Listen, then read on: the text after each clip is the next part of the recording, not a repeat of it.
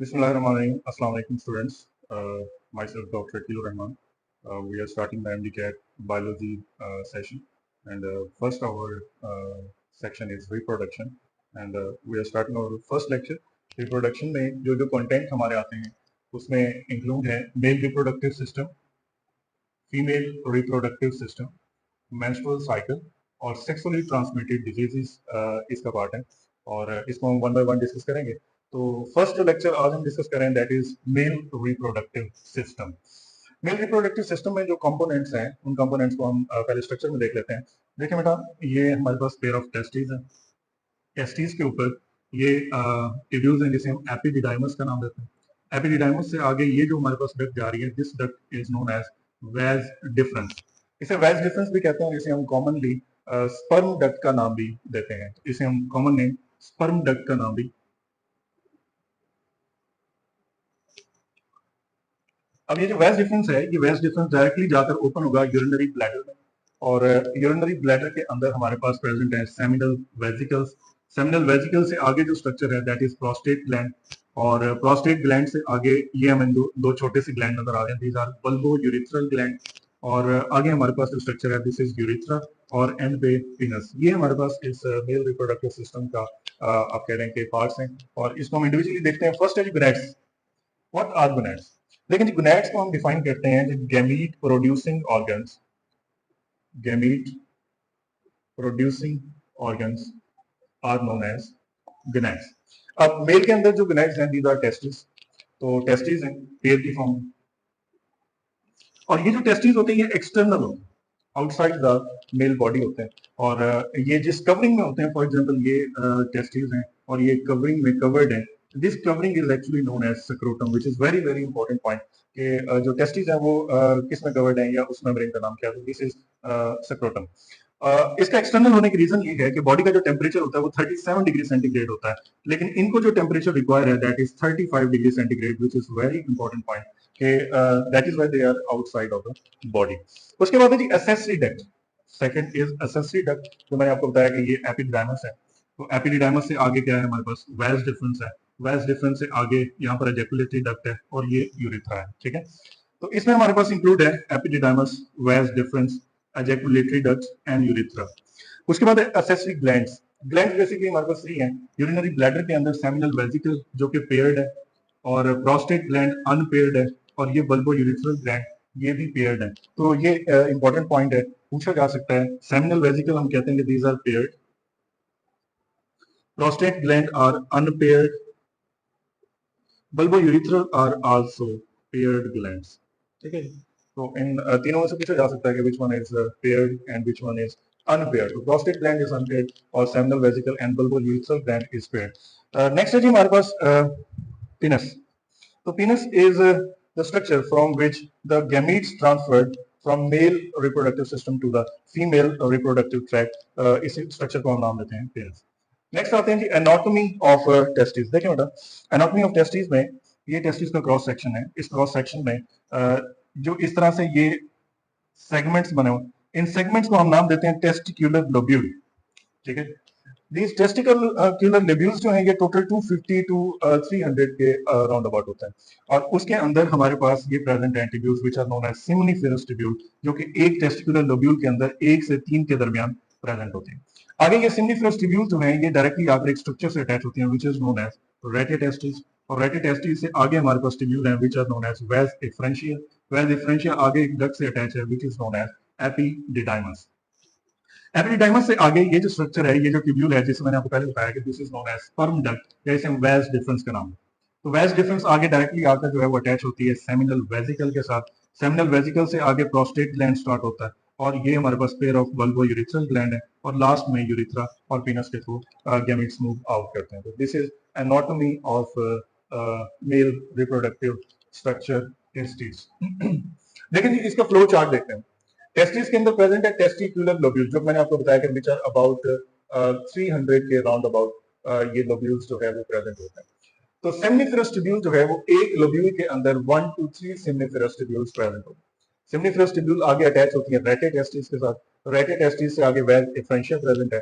Veg differentia से आगे epididymis. Epididymis आगे वेस डिफरेंस, फिर उसके बाद सेमिनल वेसिकल आएगा, फिर प्रोस्टेट ग्लैंड से होता हुआ एजेकुलेटरी डक्ट और bulbourethral gland, then urethra और penis. This is the flow chart of anatomy of testis. देखिए नेक्स्ट है हमारे पास हार्मोनल सेक्रेशन. देखिए बेटा, हार्मोनल सेक्रेशन में हम शुरू से पढ़ते आ रहे हैं कि ब्रेन के अंदर एक स्ट्रक्चर होता है which is known as hypothalamus. इसको हाइपोथैलेमस हम इसलिए कहते हैं बिकॉज फोर ब्रेन में इसके ऊपर एक स्ट्रक्चर होता है which is known as thalamus. ठीक है, तो इस थैलेमस के ये नीचे होता है, दैट इज वाई हाइपो का मतलब लोअर होता है, तो इसको हाइपोथैलेमस कहते हैं. अब हाइपोथैलेमस से क्या होता है कि एक हार्मोन सेक्रेट होता है which is gonadotrophin releasing hormone. ये आगे आता है पिट्यूटरी ग्लैंड के पास. पिट्यूटरी ग्लैंड और पिट्यूटरी ग्लैंड से आगे हमारे पास दो हार्मोन सेक्रेट होते हैं, फर्स्ट एलएच और दूसरा होता है एफएसएच, फॉलिकल स्टिमुलेटिंग हार्मोन. तो क्या होता है जी, हमने हार्मोनल सेक्रेशन में हाइपोथैलेमस से जो गोनेडोट्रोफिन रिलीजिंग हार्मोन है वो पहुंचेगा पिट्यूटरी ग्लैंड, और पिट्यूटरी ग्लैंड आगे दो हार्मोन सेक्रेट करेगा, एफएसएच एंड एलएच. ठीक है, अब देखिए जो टेस्टिस है, इस टेस्टिस के अंदर सिम्निफेरस ट्यूब्यूल का मैं यहाँ पर स्ट्रक्चर थोड़ा सा बता रहा हूँ. देखें जी, फॉर एग्जांपल ये हमारे पास सिम्निफेरस ट्यूब्यूल है. इस सिम्निफेरस ट्यूब्यूल के दरमियान में सेल्स होते हैं जिन्हें हम नाम देते हैं इंटरस्टिशियल सेल्स. ठीक हो गया, इंटरस्टिशियल सेल्स. अब देखिए यहाँ से जो LH है, ये LH आएगा और सिम्निफेरस ट्यूब्यूल के एक्सटर्नल साइड पर आकर जो हमारे पास इंटरस्टिशियल सेल्स हैं इनको स्टिमुलेट करेगा, एक्टिवेट करेगा. और ये जो इंटरस्टिशियल सेल्स हैं ये प्रोड्यूस करती हैं एक hormone, this hormone is known as testosterone hormone. Testosterone. ठीक है, अब ये हमारे पास सिम्निफेरस ट्यूब्यूल है. इन सिम्निफेरस ट्यूब्यूल के इंटरनल साइड पर इस तरह से हमारे पास लेयर होती है, and this layer is known as germinal epithelium. Germinal epithelium. ठीक है, तो ये टेस्टोस्टेरोन क्या करता है कि इस जर्मिनल एपिथेलियम की ग्रोथ करता है ताकि ये आगे क्या करवा सके, स्पर्मेटोजेनेसिस का प्रोसेस स्टार्ट करवा सके. ठीक है, तो देखिए हाइपोथैलेमस से हार्मोन रिलीजिंग हार्मोन आया, पिट्यूटरी ग्लैंड से एलएच सीक्रेट हुआ. एलएच कहाँ गया, सिम्निफेरस ट्यूब्यूल के एक्सटर्नल साइड पर, वहां पर इंटरस्टिशियल सेल को स्टिमुलेट किया. इंटरस्टिशियल सेल ने टेस्टोस्टेरोन प्रोड्यूस किया. टेस्टोस्टेरोन ने जाकर जर्मिनल एपिथेलियम को डेवलपमेंट एंड ग्रोथ करवाया. इसका फ्लो चार्ट देखते हैं. हाइपोथैलेमस से रिलीजिंग हार्मोन आया जो कि पिट्यूटरी ग्लैंड, और पिट्यूटरी ग्लैंड से आगे एलएच सीक्रेट होगा. एलएच मैंने बताया कि ये external to the seminiferous tubule जाएगा और वहां पर जाकर सीक्रेट करेगा testosterone hormone. Testosterone hormone further growth and development कराएगा जर्मिनल एपिथेलियम. ठीक है, अब हमारे पास है second hormone which is known as follicle stimulating hormone, FSH. ये फॉलिकल, एलएच जो है वो external to the seminiferous tubule जा रहा था, जो एफएसएच है ये internal to the seminiferous tubule जाएगा. और यहाँ पर इस तरह से सेल्स प्रेजेंट होते हैं which are known as Sertoli cell. Sertoli cells. ठीक, तो ये सर्टोली सेल्स को जाकर क्या करेगा, अफेक्ट करेगा और सर्टोली सेल को स्टिमुलेट करेगा for the process of spermatogenesis. ठीक है, इसका फ्लो चार्ट देखते हैं. पिट्यूटरी ग्लैंड से एफएसएच क्रिएट हुआ, ये जाएगा इंटरनल स्ट्रक्चर ऑफ सिम्निफेरस ट्यूब्यूल पे, और वहां पर सर्टोली सेल्स को जाकर क्या करेगा, स्टिमुलेट करेगा ताकि वो स्पर्मेटोजेनेसिस के प्रोसेस को स्टार्ट करें. अब देखें जी, नेक्स्ट हमारे पास है प्रोसेस ऑफ स्पर्मेटोजेनेसिस. देखें, these are the combination of two word, spermato and genesis. Spermato का मतलब है स्पर्म, जेनेसिस हम प्रोडक्शन को, तो sperm production mechanism is known as spermatogenesis. ठीक है, अब देखिए स्पर्मेटोजेनेसिस में अभी हमने बताया कि जर्मिनल एपिथेलियम होगी, जर्मिनल एपिथेलियम से आगे हमारे पास प्रोसेस स्टार्ट होगा. जर्मिनल एपिथेलियम से जो बनेगा which will be known as spermatogonia. जो चीज मोस्ट इंपॉर्टेंट है वो ये है कि दिस स्पर्मेटोगोनिया इज डिप्लॉयड. ठीक है, अब इसमें माइटोसिस होगी. माइटोसिस के नतीजे में यहाँ पर हमारे पास जो स्ट्रक्चर बनेगा this is known as primary spermatocyte. अब जो प्राइमरी स्पर्मेटोसाइट है this is also known, this is also diploid. ठीक है, last time this question has been asked which structure और which stage is diploid during spermatogenesis. ठीक है, तो primary spermatocyte is diploid. अब देखिए प्राइमरी स्पर्मेटोसाइट में हमारे पास होती है मियोसिस 1. मियोसिस 1 में हमें पता है कि मल्टीपल ऑफ द टाइम ये एमसीक्यू आ चुका है, which is reduction division phase. तो मियोसिस 1 इज रिडक्शन डिवीजन. ठीक है जी, तो ये रिडक्शन फेज है जिसमें हमारे पास नंबर ऑफ क्रोमोसोम हाफ हो जाते हैं. तो डिप्लॉयड से ये क्या हो गए हैं, हैप्लॉयड. अब प्राइमरी स्पर्मेटोसाइट से ये स्ट्रक्चर क्या बने, सेकेंडरी स्पर्मेटोसाइट. अब सेकेंडरी स्पर्मेटोसाइट के अंदर होगी मियोसिस 2.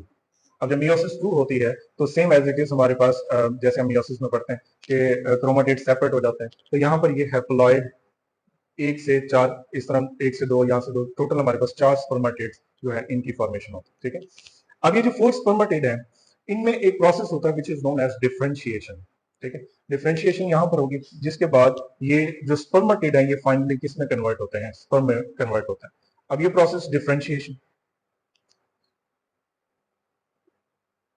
ये भी एमसीक्यू एक बार आया कि स्पर्मेटिड जो है वो डायरेक्टली स्पर्म में कन्वर्ट हो जाते हैं या कौन सी स्टेज है, तो दिस इज डिफरेंशिएशन। तो डिफरेंशिएशन में क्या होता है, एक्चुअली क्या होता है कि यहाँ पर ये कंप्लीट स्पर्मेटिड है और यहाँ पर ये स्पर्म, इसमें रिडक्शन ऑफ साइटोप्लाज्म, साइटोप्लाज्म इसका जो है वो रिड्यूस हो जाए, ठीक है। उसके बाद इसकी टेल इसके साथ अटैच हो। जो स्पर्मेटिड है वो मोटाइल नहीं है, लेकिन जो स्पर्म है वो मोटाइल हो, इसमें मूवमेंट होती है। तो दिस इज डिफरेंशिएशन कि हमारे पास 3 स्टेप जब हो जाते हैं तो स्पर्मेटिड से फाइनली स्ट्रक्चर जो बनेगा वो स्पर्म बनेगा। एक चीज जो बहुत इंपॉर्टेंट है यहाँ पर, that is the number of chromosome and chromatid. देखिए क्रोमोसोम के नंबर या क्रोमेटिड के नंबर, यहाँ पर स्पर्मेटोगोनिया दोनों और प्राइमरी स्पर्मेटोसाइट ये भी दोनों डिप्लॉयड है। तो यहाँ पर जो क्रोमोसोम होंगे डेफिनेटली 46 होंगे, लेकिन जो यहाँ पर क्रोमेटिड है वो 92 प्रेजेंट होंगे, ठीक है। ये बहुत इंपॉर्टेंट पॉइंट है एमडी कैट में कि प्राइमरी स्पर्मेटोसाइट के दौरान या उस स्टेज पे नंबर ऑफ क्रोमोसोम कितने और नंबर ऑफ क्रोमेटिड्स कितने होंगे, ठीक है। तो same as it is meiosis 1 के बाद डेफिनेटली हमारे पास नंबर ऑफ क्रोमोसोम हैप्लॉइड हो जाते हैं, तो यहाँ पर क्रोमोसोम 23 हो जाएंगे, लेकिन जो क्रोमेटिड होंगे वो 46 यहाँ पर प्रेजेंट होंगे।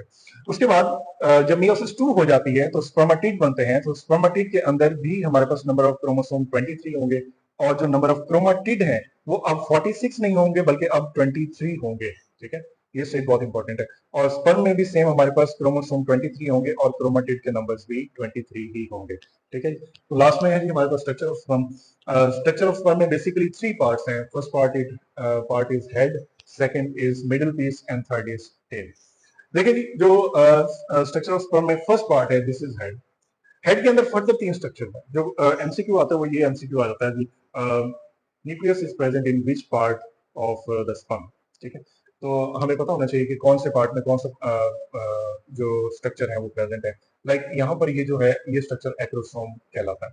इसके अंदर लाइसोसोम के एंजाइम होते हैं। ये जब हमारे पास फर्टिलाइजेशन का प्रोसेस होता है तो एग के साथ जब फ्यूजन होती है तो ये एक्रोसोम क्या करते हैं कि एग की मेम्ब्रेन को डाइजेस्ट कर देते हैं ताकि स्पर्म जो है वो उसके साथ फ्यूज हो सके। तो उसके बाद है जी स्ट्रक्चर न्यूक्लियस और थर्ड इज सेंट्रियोल। तो हेड के अंदर 3 स्ट्रक्चर प्रेजेंट है, एक्रोसोम, न्यूक्लियस एंड सेंट्रियोल, ठीक है। उसके बाद आता है structure middle piece, second part. इस मिडिल पीस के अंदर ये स्पाइरल शेप माइटोकॉन्ड्रिया होते हैं जो कि एनर्जी प्रोवाइड करते हैं। हम शुरू से पढ़ते आ रहे हैं जरा, mitochondria is a power house of cell, जिससे क्या होता है कि एनर्जी एटीपी की फॉर्म में जनरेट होती है और जो सेल है वो अपनी एक्टिविटी परफॉर्म करता है। तो क्योंकि ये स्पर्म क्या है, मोटाइल है, इसमें मूव करना होता है toward the female reproductive tract या एग की तरफ मूव करके जाएगा, तो उसके लिए एनर्जी रिक्वायर है। तो माइटोकॉन्ड्रिया इसके मिडिल पीस में प्रेजेंट होता है this structure and last is tail. तो that was all about the male reproductive system. Next we will discuss the female reproductive system. Thank you. अल्लाह हाफिज।